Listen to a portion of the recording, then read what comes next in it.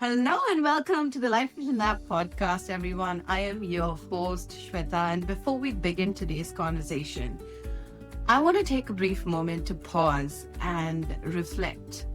As I record this episode, we are in the beginning of 2026, and I released 12 podcast episodes in 2025. 12 conversations that stretched me, taught me, and expanded me in ways I honestly did not expect.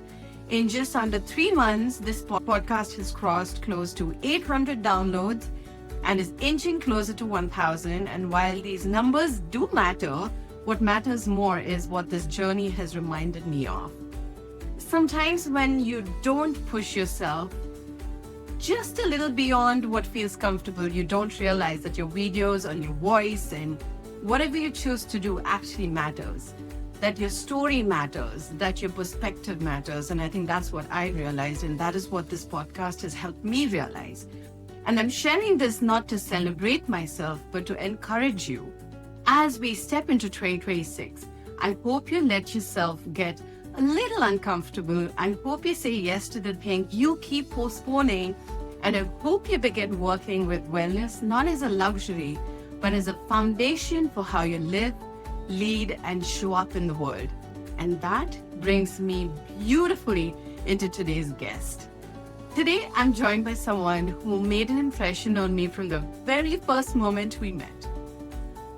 I met Oliver for the first time at a friend's wellness workshop, and within minutes of meeting him, I found myself in tears. Don't worry, he didn't say anything or do anything dramatic, but because of the presence he carries. Oliver led a very heart-opening meditation that day, followed by a song he sang live. And something in that moment cracked open inside me. I experienced a deep emotional release, one that I'm still grateful for to this day. Every time I have a release like that, it unlocks something deeper within me. A layer I didn't even know, or didn't even realize I was holding. And that day, Oliver's voice created that space for exactly that. His work is soulful, his voice is beautiful, and his message around peaceful prosperity, presence, and ending the internal war feels especially important for the times we are living in. Oliver is a guide, coach, and author who helps people reconnect with themselves, expand their inner capacity, and create success that does not come at the cost of their peace. Oliver, I am so grateful to have you here. Welcome to the Life Vision Lab podcast. Thank you, Shwetha. What a beautiful way to open up this conversation. And congratulations on the 12 episodes Thank for you. 2025. It is such a, to me, it's a breakthrough because especially from the moment that we shared and your contribution to the conversation, and I think a lot of us can really respect how big it is to share our voice, to use our voice, and sometimes we don't realize the type of effect that we can have just by sharing our story, sharing our insights, or asking really deep and potent questions. And I think you being able to have conversations over the past 12 months and to create them in a way. Months, actually, How three often? months. So 3 months is when That's what you so I did? yes, I, so I I was started the thinking one a month. Okay, no. so you, I started the podcast end of September and I released one episode every week. So I managed to do 12 episodes in the last 3 months of the year. wow, forgive me. Because I'm like, I'm thinking about how you present your current lifestyle and your schedule, and like, I don't think I considered or I remember the fact that that was within 3 months. Man, that's It even was more like kind of mind blowing. So well done, congratulations, and thank you, it's Oliver. And honestly, I think it's divine guidance, it's divine blessings, and that's what I want to highlight in this conversation, which I know you and I are going to be covering a lot. The minute you accept the role you have in this world and you want to put your gifts out there, whatever that gift may be. For me, it was putting my voice out there and having some conversations that encourage people to look within and to realize there's so much more to our life than just waking up in the morning, eating, running to work, coming back, and just going through the motions. I think there's so much more deeper. We are meant to do deeper work on this planet. And so I think for me, and thank you for recognizing that, Oliver, but honestly, I think I could do it only because of that divine intervention. There's no way otherwise I could have managed putting out 12 episodes where overnight I was like, I'm launching a podcast and here are the 12 episodes. So it's been quite a journey. And to me, what that tells me, and I could be wrong, but it feels like that was 3 months, that was years in the making. Yes. Because something made you reach this tipping point, and it just came out in a burst of Exploded. self-expression and exploration and conversation. Otherwise, I don't think that level would have shown up in that way. So I feel like there's been preparation, there's been a build up to get to the place, and I'm always a fan of believing that there's decisions that we make, and it takes time sometimes for it to be fully realized or fully executed. But in a lot of ways, we know who we are and what we want, even if it's just a tiny little glimpse, and we don't have the words, or we're maybe afraid or intimidated of bringing it to life with real words, whether out loud or in writing. But the piece of it is there, and it's waiting for that breath. It's waiting for that awakening, and it just takes time for it to develop, to formulate, to grow, and then finally be undeniable. And I think that's maybe what happened. Maybe it was like Well, undeniable for you, and it's like, okay, we're going at this. and I remember having this pressure cooker moment when you're like, I'm done with this life. I want to walk out of it. And on the other side, you have, I'm done with staying quiet and I want my voice out there.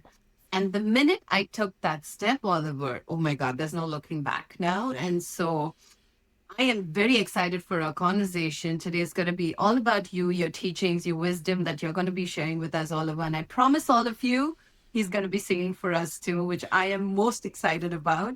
And so, Oliver, many people listening here today are successful on paper, but feel tired, feel tensed, or quietly disconnected. I was one of those too.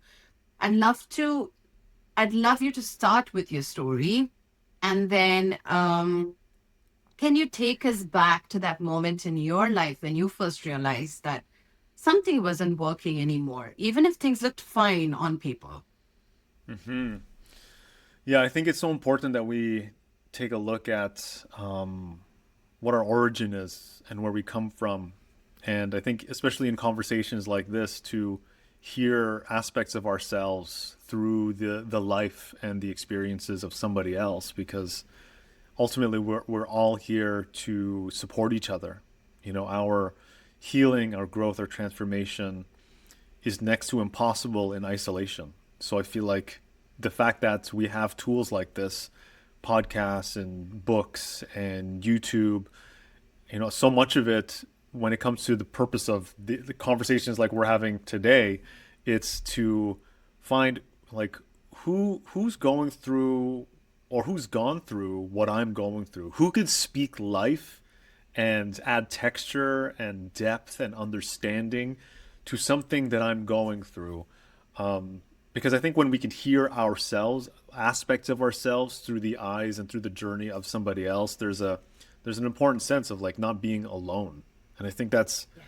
one of the most difficult experiences in this life, is feeling not understood, not feeling known, not feeling loved, and feeling very isolated.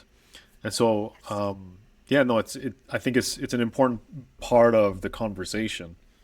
And for me, I had that experience of just going through the motions that you brought up during the intro.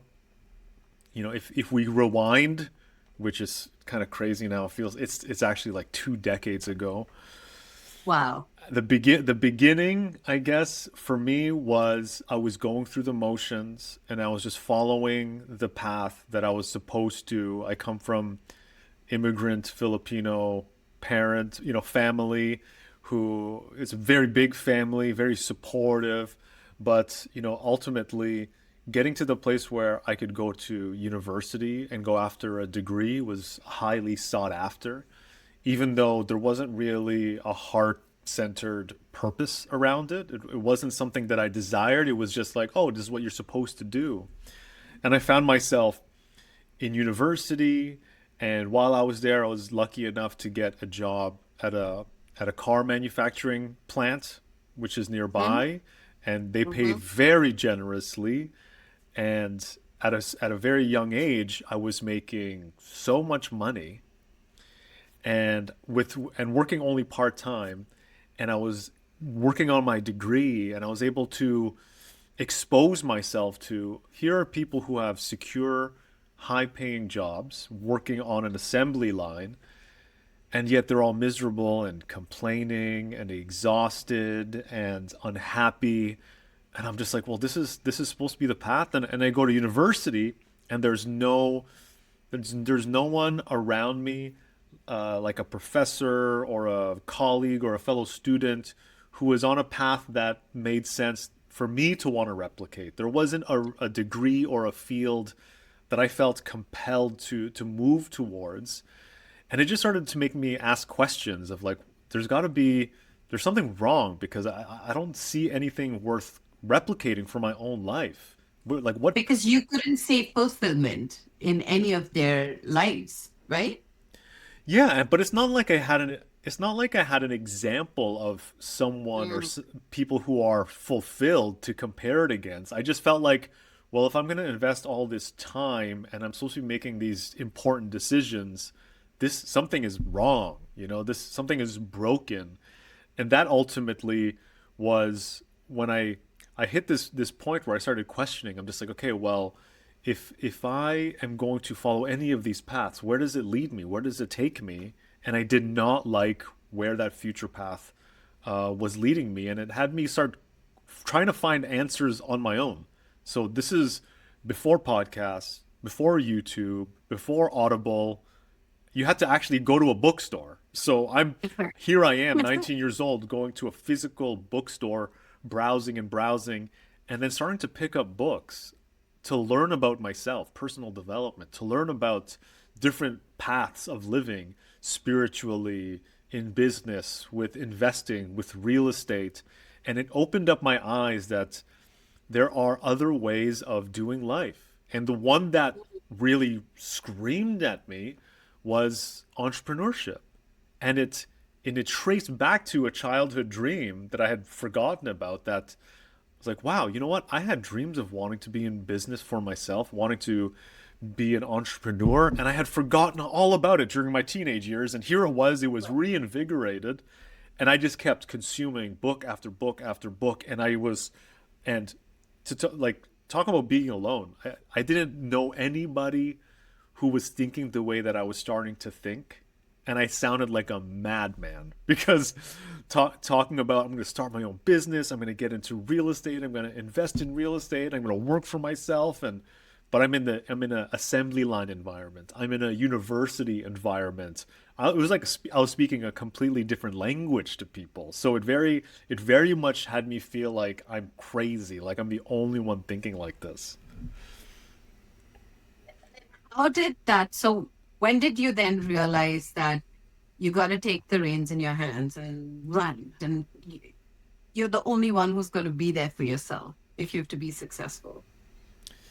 Yeah, I think for me, I just kept thinking, well, if I try to continue this path, finish my degree, and then I get into business, it just felt like wasted opportunity that Mhm. I could be learning and developing the skills and the experience of actually being an entrepreneur. And so, unfortunately for my parents, I was the first one in university, and I was the first one to drop out of So, university, and I went how straight did into that go? uh, not well. Yeah. It was I can like imagine. it was so disappointing. And I think Was that realization sudden or did it unfold slowly over time for you? it Like when actually you were happened studying? it actually happened pretty quickly. Oh, okay. It was meant. Maybe youth was on my side, being naive or being a dreamer. I honestly I don't know what I attribute it to, um, except for the fact that it was actually the first time I felt like myself in a long time. I Right. felt awake. I felt inspired. I realized how much I love learning, and Mhm. how much I wanted to teach myself through these books, through these, virtual mentors who've written, their wisdom through the ages, essentially. But when it came to the books and the classes at school, zero interest, zero passion. I felt the difference, like going through the motions and kind of dead inside versus Yeah. something starting to burn inside of me and starting to wake me up and wanting me to invest my time, my energy, and my money to seek education and training outside of myself and to build relationships outside of myself. And so it was really when I saw people who were actually self-employed, building Mhm. businesses of their own, quitting 9 to 5 jobs to start companies, investing in real estate. When I exposed myself face to face, not just in books, not just in theory, but real live people who were doing these things and taking these risks, that's when it invigorated me and it inspired me to get to the place of now's the time. I need to do this as soon as possible.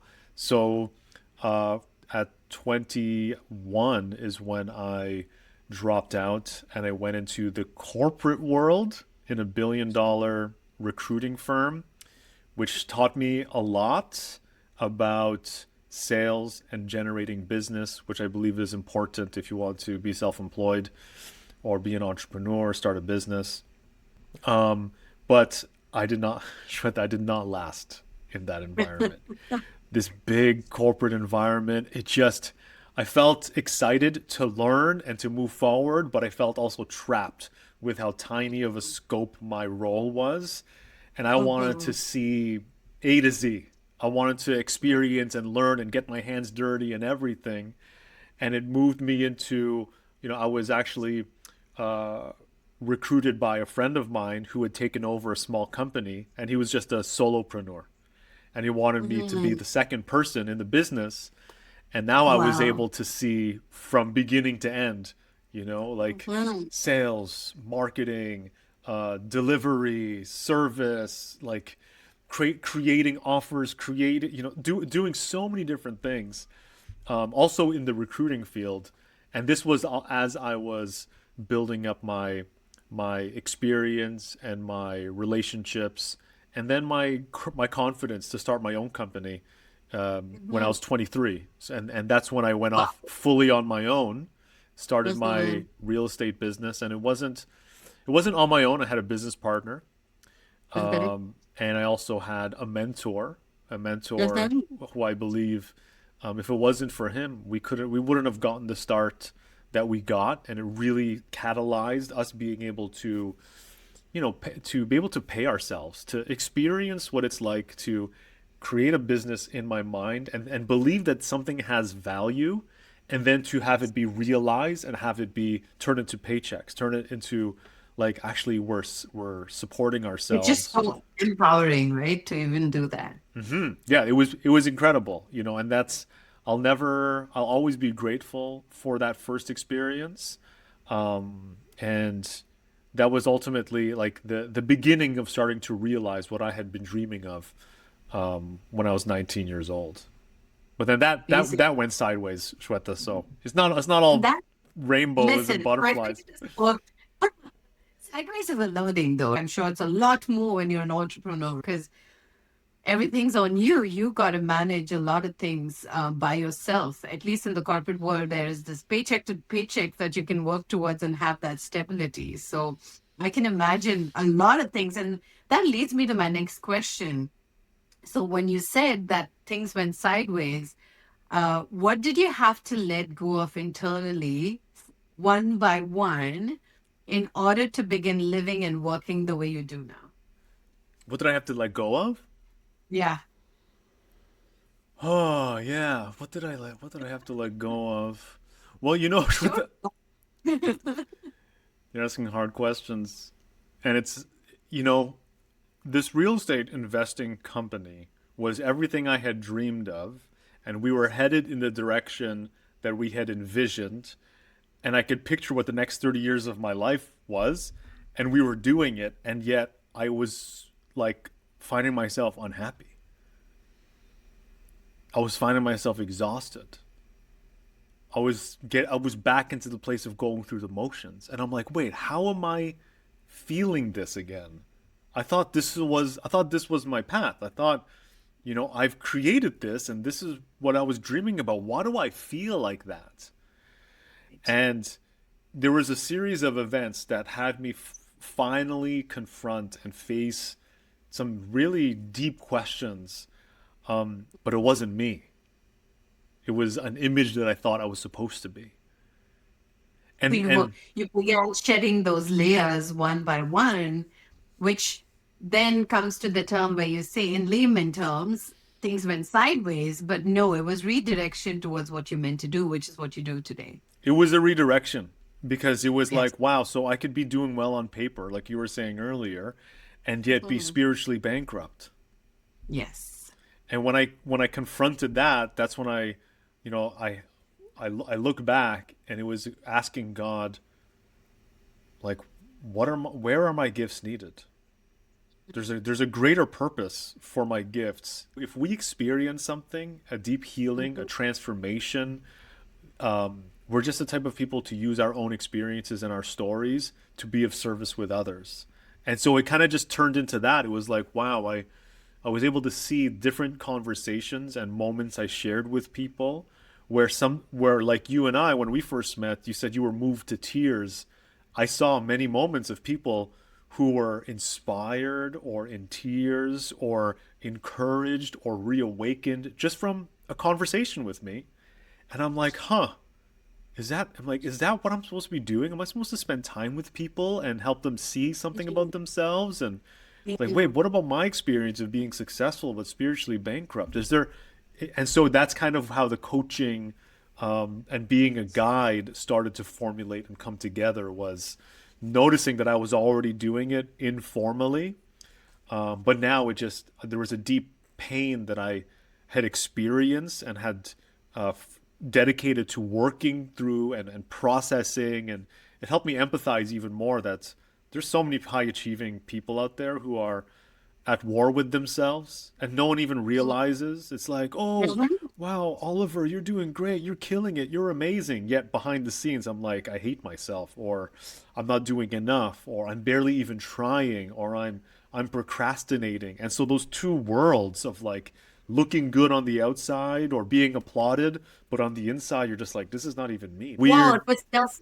feel like it's enough. There's something more I'm meant to do. There's this nagging feeling. So I love the word you used, or other two words, spiritually bankrupt, especially in the times we live in. I think it's so important people understand that it actually means something. So Oliver, give me an example of what does it mean to be spiritually bankrupt and what does it mean to be spiritually abundant? When I think of spiritual bankruptcy, it sounds such a strong phrase, and yet you can see the signs of it. Mhm. And I think that's what's important is what are the signs of it? What are the symptoms? What are the indicators of spiritual bankruptcy? And it's similar to what you had alluded to in the beginning, but we'll go a little bit further. There's a tangled mess inside of you that's slowing you down, that's preventing you from seeing yourself clearly. If you don't have a level of peace within, you're just already working against yourself. One of my clients, he's a sailor, and we love his sailing analogies. He has so many beautiful analogies. But imagine you're on a sailboat, and yet you're leaking water. Water's coming into the sailboat, and you're trying to travel a long distance, and you're encountering different elements, right? Weather and wind and rain and storms and waves, and yet there's water filling up in the boat. Like that's a big problem. How are you supposed to get anywhere? So you can be trying your hardest, or even like you could be like with a paddle. You might even just be canoeing. You can be trying your hardest, putting so much effort into it. But if you don't take care of the fact that you're leaking all this energy, you're wasting all this energy, you're not going to get anywhere. And so that's, to me, spiritual bankruptcy is you're at war with yourself. And being at war with yourself is your your mental bandwidth, your energy, which I believe is your most valuable resource. We had a meditation practice together when we first met, and I think we all realize that there's a war on right now for our attention. There's billions of Yes. dollars and lots of technology trying to capture our attention. You know, Mhm. so your presence, your attention, your mental energy, which is needed for you to do some of your greatest work, or just to be the most loving, peaceful, present version of yourself. It's, you know, we're losing it because of that internal battle that no one sees, but we carry it. I remember when I began this spiritual evolution, or on this path of spirituality for me, was when 2017. I'm going to do my CFA. I'm going to really knock it out of the park in the investment world. I'm going to be the best portfolio manager. And I had a 2-year-old at that point, wasn't caring enough for my body, my mind, studying late hours. And I realized in 2017, when my body broke down, and I was having suicidal thoughts. And I'm a very Hmm. happy person. Naturally, I'm a very optimistic person. That to me was an indication something's not right. For me to have gotten to that point of having suicidal thoughts on what's my life worth, there's something deeply wrong. But on paper, heck, I'm doing great. I had an amazing family. We owned 2 homes. We were like really rocking it. And so if someone would have looked at me and said, "What is wrong with you? You have everything you need." And so that's when I started digging deeper, like you said, learning. So not the textbook. So I set aside my CFA and I decided, no, this is not my path. This is not what I want to study. I want to study myself. And that's when I got deeper and I realized what I want to do is, like you said, with people, how do you give back? How do you be of service? So I've reached a point now, and I think Hina and I, we touched upon it, Oliver, when we were talking, that that place that I was in to where I am today, so much peace. And now having space to do more, which is like the podcast and teaching yoga, etc., which again, 5, 6 years ago, I would not have even dreamt of accepting that this is my path.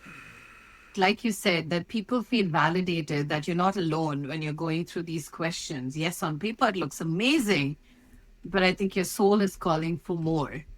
And so that's a good segue then, Oliver, into you use the phrase peaceful prosperity, which I love because it feels both grounded and expansive. So, how do you define peaceful prosperity in your own words? I think it's there's two words that some people won't put together. Great. I And I agree. feel like part of somehow we've been built into or indoctrinated into thinking a life of purpose and meaning and fulfillment means being impoverished, doing work for free, volunteering, taking a pay cut. I feel like that's somehow we think that a life of meaning looks like that, and so that's kind of why those two words are so beautiful for me, because in one way, prosperity can look like an exterior reality, but to me, it's more of a daily. It's a daily experience. It's a daily fruit of your life, which is that's the reason why I wrote my book, The Daily Prosperity Method, which is what's a prosperous day? Like what conditions need to be met? What practices? What releases? What can a day that's prosperous look like? Not to get to some end point or some future point, but each day could be its own unit, its own fulfillment of that prosperity. And that's just, it's that sense of uh, having well-being, of having a sense of integrity. It's knowing that you are doing things that are utilizing your gift for good, where you're able to let go every day. And so to me, prosperity is so much the balance of the interior experience of that sense of being alive and participating in life. And I think, Yes. I thank you for sharing that it's heavy to talk about topics like suicidal ideation. And it's something that haunts me still to know that there's, I think, last time I checked, I believe it's 800,000 people take their life every year across the world. And multiple times that. I think it's up to, I can't remember what the number was. I remember being so astonished. I think it's like 16 times that people actually are thinking about it. Like multiples. And it's like, what is that? I don't know. I'm not an expert at it. But I have to believe that a part of it has to do with, do I make a difference in this world? Does my life even matter? And so I think a part of experiencing prosperity is feeling like you matter, feeling like me being here on this planet with the unique constellation of human beings that I get to be a part of, my spouse, my children, my family, my workplace, my community, that I matter to these people, that my presence, my voice, the space that I hold, it actually makes an impact. So I think prosperity is that, and I put peaceful first because I feel like everyone thinks that you got to get to a certain uh, circumstance or milestone or Be number in peaceful. the bank, and then you'll get peace. I think, in my group session this morning, the conversation was around like deserving and earning, Mhm. and like, why do I Mhm. have to deserve love? Why do I have to earn love? And it's so interesting, right? Like, really, we have to do some song and dance, some performance to gain this thing that we are love. And so I think Yeah. peace peace to me is, it's not that life is perfect, it's not that life is free of friction, it's not that life doesn't have these challenges and these obstacles, and that you won't be doing hard things. But I feel like peace, from in my experience, is that there's a level of quiet, there's a level of spaciousness, there's a level of Mhm. stillness that comes from being able to be with life the way it is. Yes. And that presence, right? Just being present in that moment, which actually is in itself peace. Yeah, I think the moment that we can be present, then we've evaporated all the shoulds about life. Yes. There's no more, oh, she should have been this way, he shouldn't have been that way, this should have happened some other way. Like, that's resistance. We are not able to be with reality. And I'm not saying that's easy, but to have a certain capacity, and it grows as you practice it, but there's a certain capacity that you can develop and grow to just be with and breathe with life exactly as it is in this moment. And so I think there's a And feel all calmness. the love, right? And feel all the abundance around you because, like you said, you don't need a certain number in your bank account or certain number of people to come and say they love you. I think we are love and we are abundant.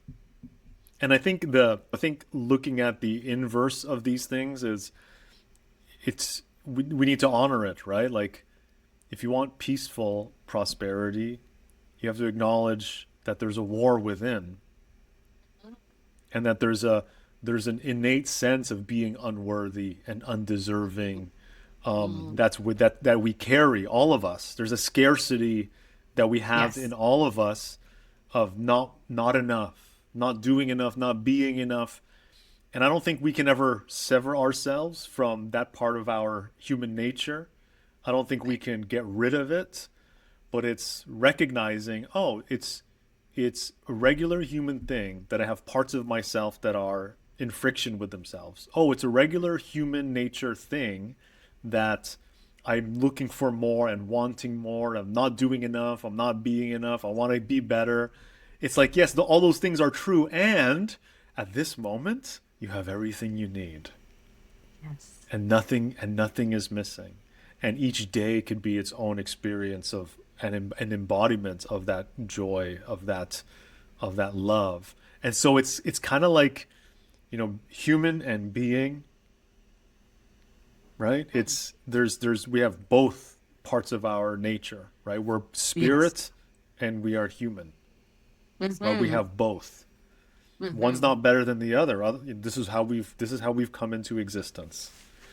Right. Beautiful. And so let's make this very practical for our listeners, Oliver. If someone is listening right now and thinking, this resonates, but I still have responsibilities, deadlines, real life pressures, what is that one small shift or practice they can implement this week, today, to begin ending that internal war? Yeah, no, and I think, yeah, it sounds like, oh, that's really nice, Oliver. That's really great. But, well, I mean, one of my clients, and it's a story that stands out for me.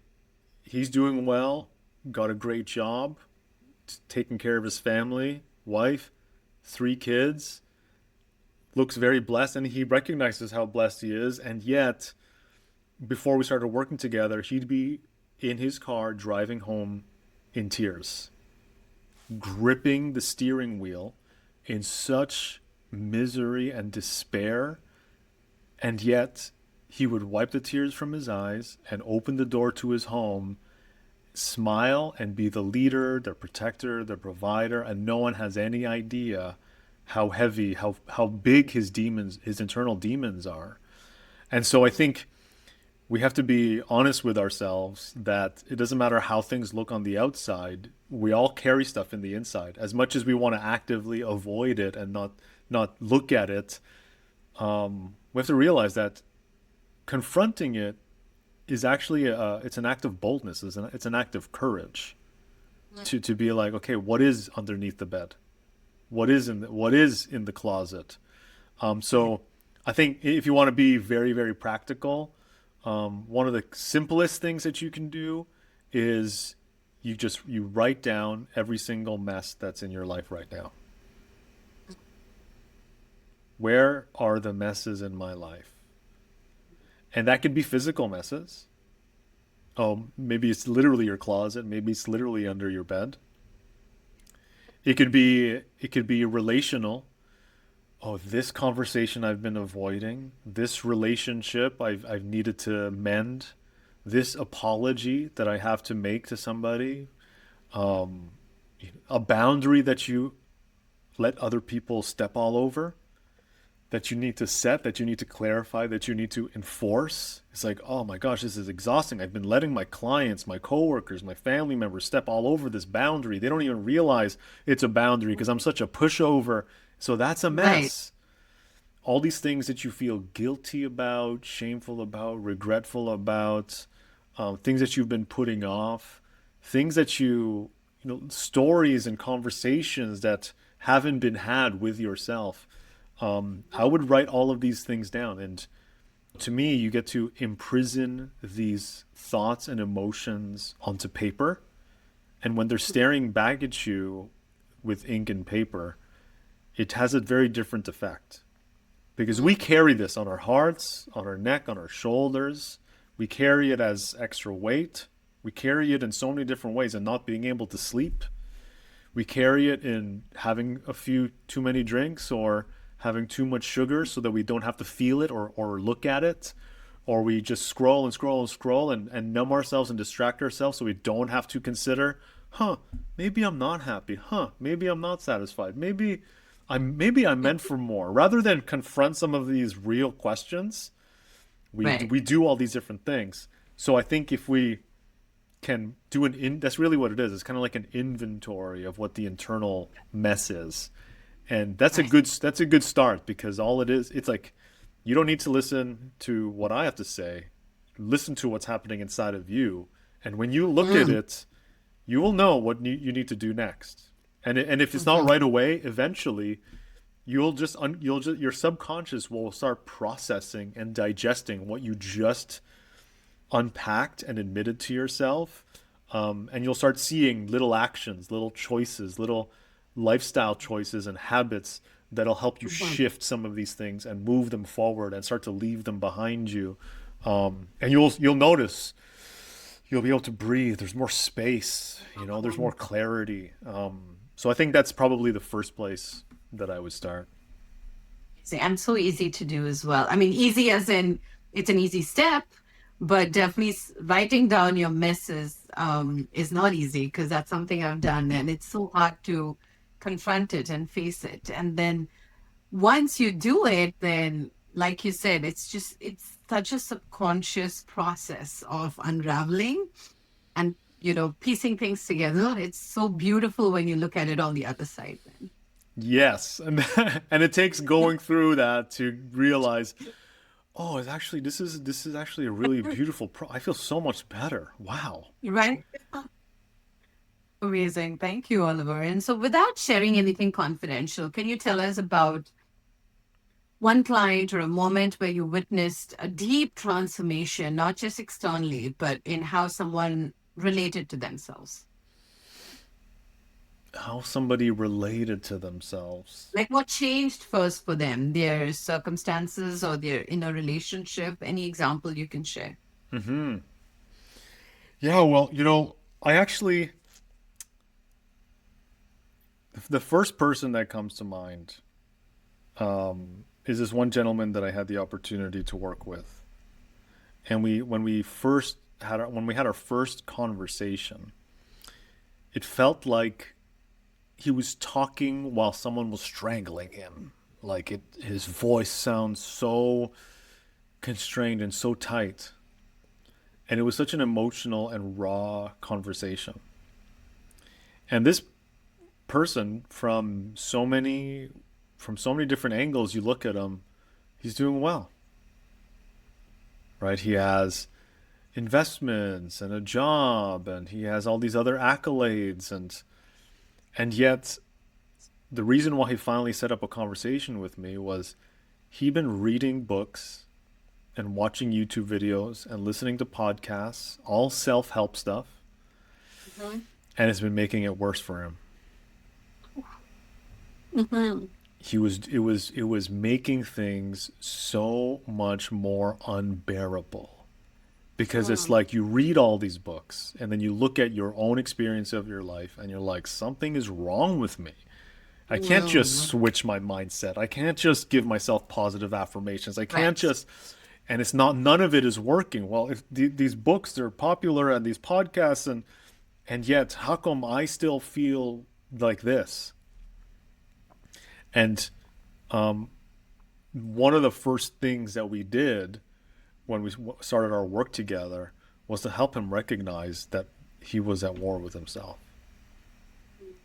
That deep inside, that whether it was, there was a failed relationship, a spouse who passed away, there Mhm. was many, many difficulties along the way in terms of expression of career Mhm. and what to do next. And it was just like, it just goes on and on. We all have so much stuff.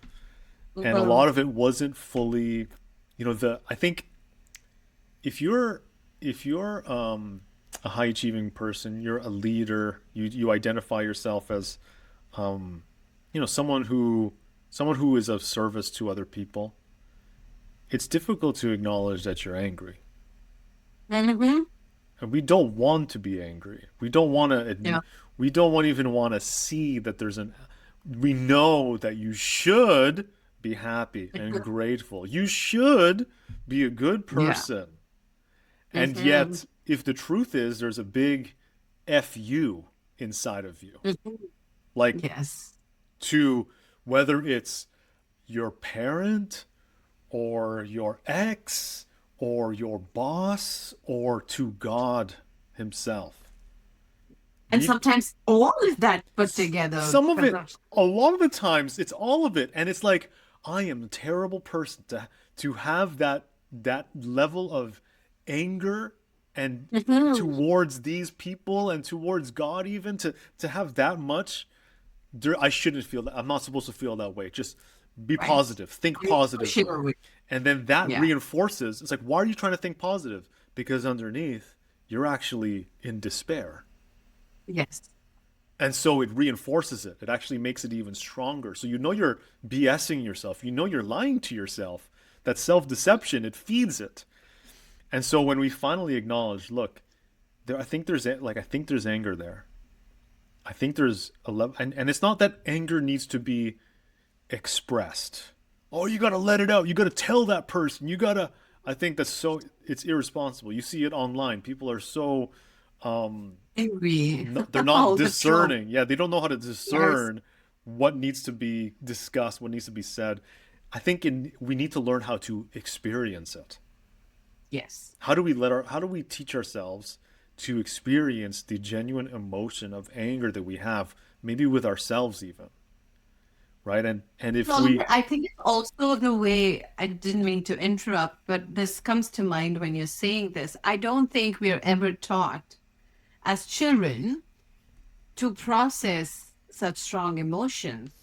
You're asked to stop crying, stop shedding tears, don't be a girl, don't be a wimp, don't fuss around. So you're always taught, most often, at least in the families I've seen around me, where it's not okay to be angry. It's not okay to have strong emotions.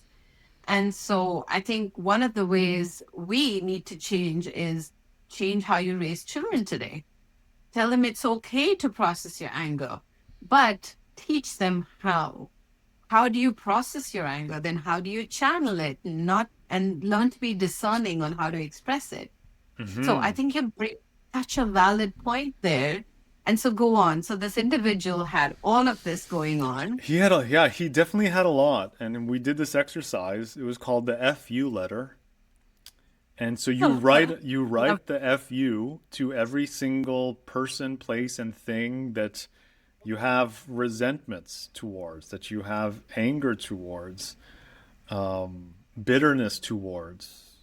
That's created hardness in your heart.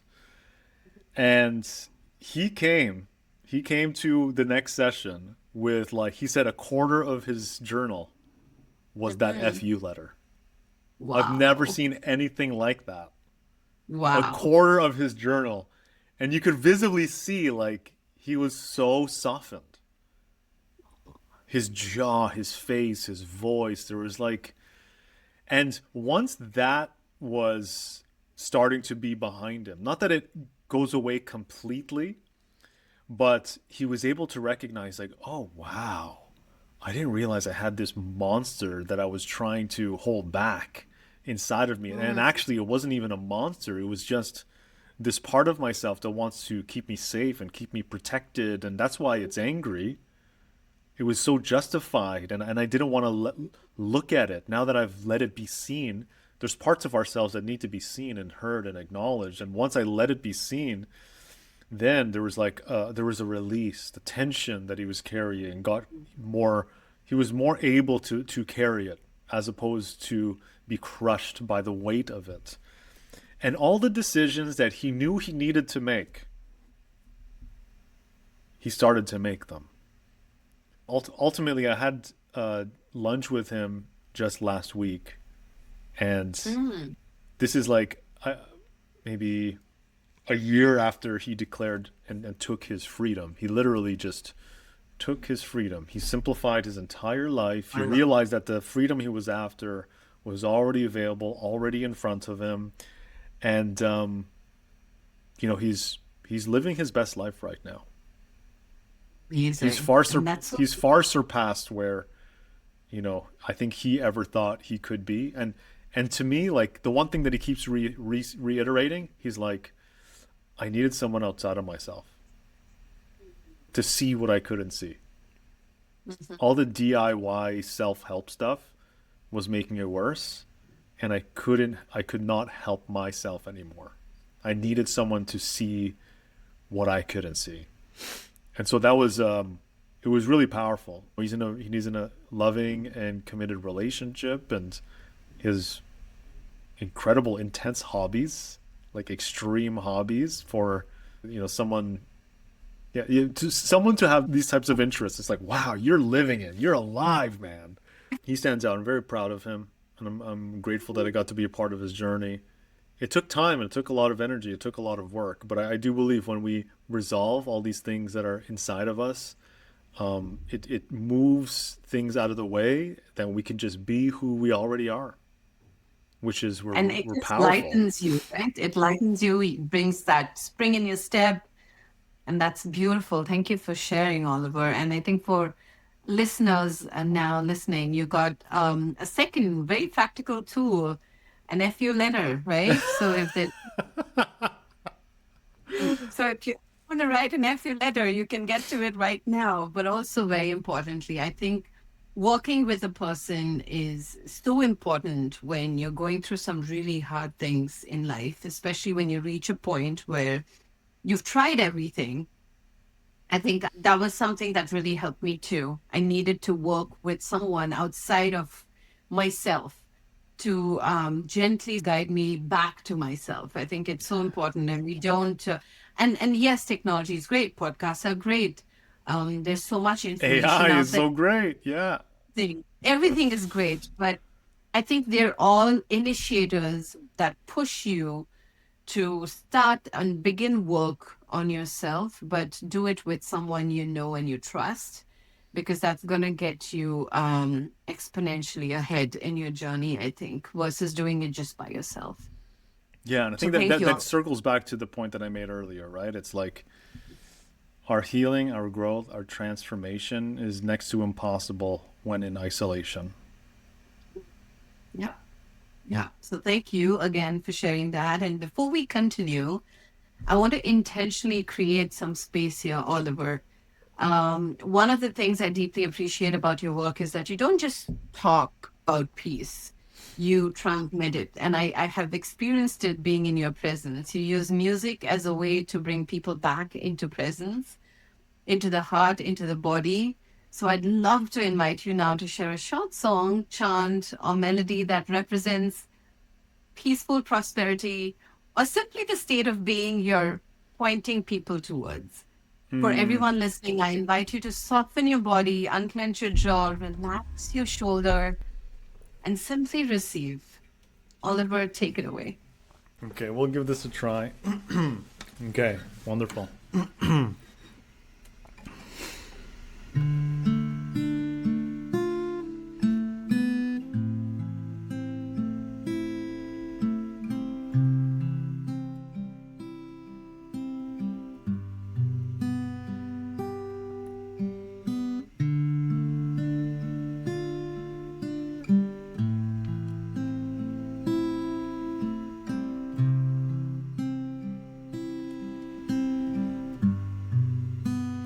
Blessed we are to dance on this ground with the rhythm of saints to carry the sound.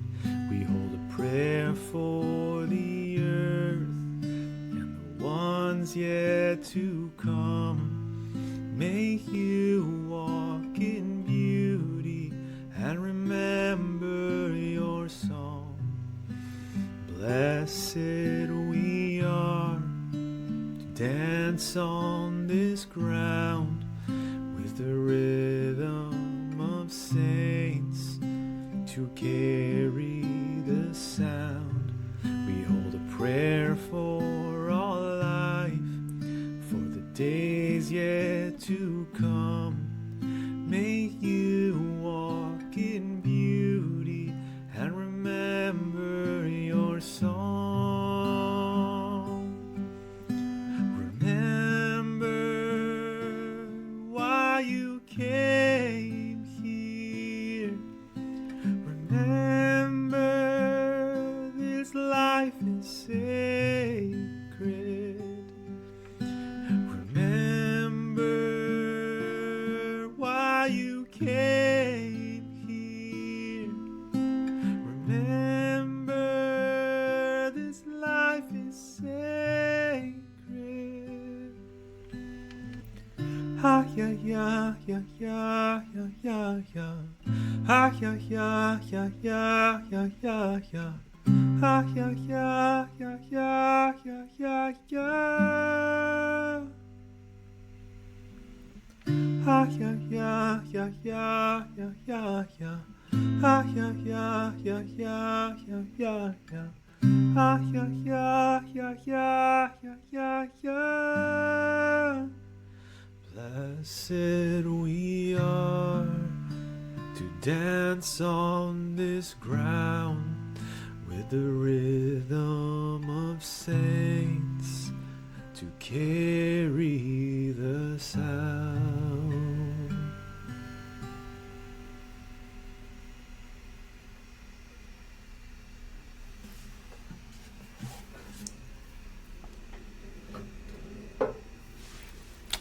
Gosh, that was beautiful. I have goosebumps all over. Thank you. My pleasure. You should sing more often. You got to put covers out there. Oh, yeah, that's definitely where my mind keeps gravitating towards that part of my gifts, my expression that needs to be Yes, shared more. Definitely. yes. It was beautiful. Thank you for sharing with me. Thanks, And Shwetha. Lance, how can people, so for anyone listening who might be feeling emotional like me, I did, but I don't fear the emotions that rise. But for someone who's listening who felt emotional, calm, or maybe even resistant after hearing that, what would you say to them? I think if something moved in you, then you're moved. I don't know if we need to analyze or ask why, but I think it's important in an age where I feel like we can be over inundated with consumption and numbing ourselves and avoiding ourselves. Feeling moved is a beautiful thing. Whatever tugged at you, I think it's trying to awaken, it's trying to stir something inside of you. And it's up to us to ask, like, what's it trying to communicate? And then just wait. We don't need to everything is like, oh, we'll Google it, we'll chat GPT it and just get the answer right away. Well, matters of the heart don't happen that way. When you're asking Ex- God to communicate with you, it doesn't happen as words on the screen necessarily. It's a tugging, it's a pulling, it's a movement that happens in your heart. And that is there's messages, there's communication, there's information that's happening inside of there. And it's only when we are quiet and when we are still and we have some space in our life, like you were sharing, once you had space in your life, then you're actually able to hear what's trying to be, you know, communicated. Well said. And now I'm going to ask you like a few short questions. You have to be very quick. Don't take time thinking through it. Oh, Just okay. know that whatever comes into you. What is something people think they need, but they actually don't? Alcohol? Good one. What is something people are afraid to slow down enough to feel? Joy. Yeah, I thought you were going to say pain. I think, man, we were talking about that in my group session this morning of just like, why is letting myself enjoy my life and feel joy, why is that so foreign? To just because it's like I'm grateful and I'm blessed and I'm joyful, but it's going to be over soon. Something bad Yes. is going to happen. I should be doing more, right? So it's never enough to just be like things are working right now. It's never enough to just Like, be like, "Oh, things are working." It's always, "Oh, well, I should strike while the iron's hot. I should be doing way more. I should be stepping it up. I'm not doing enough." Or it's about to fall apart and like I this is just luck. This is none of my doing. It's all going to it's just interesting how love sometimes that. yeah. Actually, it was so anticlimactic, your answer, but a good one. Okay. What is one truth about peace that changed your life? It's not something you acquire, it's something that you become. And that, Oliver, thank you so much for your presence, your work, and this conversation. Before we close, can you let everyone know where they can find you and where they can connect with your work? Thank you so much, Shwetha, by the way. I love this conversation. I appreciate the thought that you put into these interviews and these conversations, and to know that this started with like me with the guitar and you opening because of the music and just tears starting to flow, and for that to continue a momentum and for us to share some time together. I'm grateful for that. So thank you. Really, my pleasure. Yeah, the best way to find me is my website, olivermanalesa.com. And I highly recommend the first step to check out is my book, The Daily Prosperity Method. It's one of the most important pieces of work that I've ever created, and it was 100% authentically human created and edited. In the world of AI, that's extremely important. I Yeah, agree. and it's ultimately about how to expand your capacity, your bandwidth by owning the day. So it's a framework, it's a sacred rhythm of how to live through the day so that you could unlock that sense of daily prosperity. Not just waiting for the future to finally enjoy your life, but actually having that sense of it right now. Yeah, so I think that's a great first step. But also on the website, if you want to connect and you like further help, you want to hop on a call with me, that's available too. Amazing. And I'm going to put everything down in the description box below. Thank you, Oliver. Thank you for listening to this episode on the Life Vision Lab podcast. If this conversation resonated with you, I invite you to share it with someone who might need a little more peace, a little less pressure in their life. And remember, clarity is not something you chase, it's something you return to. Until next time, take a breath, take care of yourself, keep living your life vision. Thank you.